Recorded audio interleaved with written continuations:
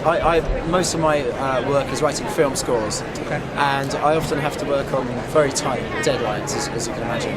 And one night, one of my directors I was working with rang me up in my hotel room and said, "You need to write just 2 pieces, write and finish recording 2 pieces by tomorrow morning, because the film's changed structure. Sorry, I've got systems where I can generate melodies and play games to kind of have an idea. I don't often get writer's block, but I do play games. And I was sort of, well, what would Bach or Mozart do? They would, if they're stuck, and they literally did do this, they would take a measure and they would reverse it. So you've got 2. They would sometimes reverse and invert it, or reverse and invert it. So you've got, from one measure, you've got 4. Now at the time I'd got some Sharpie pens and I had some acetate paper with me because I was trying to do some drawing practice. And I've got an idea, and I started writing out these measures, single measures, chop them up, chuck them on the desk. And what was sitting there was a tune that was actually far better than what I could have probably composed. So I got it scored down and wrote it up for orchestra and sent it off. That's another one to him. And he rang me the next morning and he said, "Yeah, I've got to talk about your pieces you just sent." I went, "Okay." He said, "Well, what's happened to your composition?" I said, "What do you mean?" He said, "Well, you're writing far better music than you have been up to this point." Damn, it's like a bad compliment to have. And I took, and basically it was I'd done a sort of rough version of this, and you can see that, that's one version, that's another version, that's another version, that's another version, yeah? And I had this, I was luckily introduced to Bill and Andrea. I'm not an inventor, I'm just a musician, but I said, I think this might be a thing, because I've got 4 kids, and there's no Lego for music. And I want them to get their fingers dirty. We're very pretentious about kind of keeping kids away from playing with music, even though we say playing music. His expression is playing, we don't play. Yeah? Not in the Western culture. I get exactly what you mean, awful, and it's ridiculous. So, Bill and Andrea kind of fully got on board with this rather mad idea.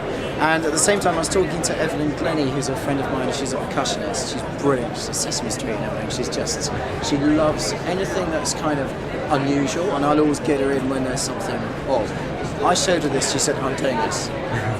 Because obviously, my kid might not be able to read music, so that won't necessarily mean a huge deal to him.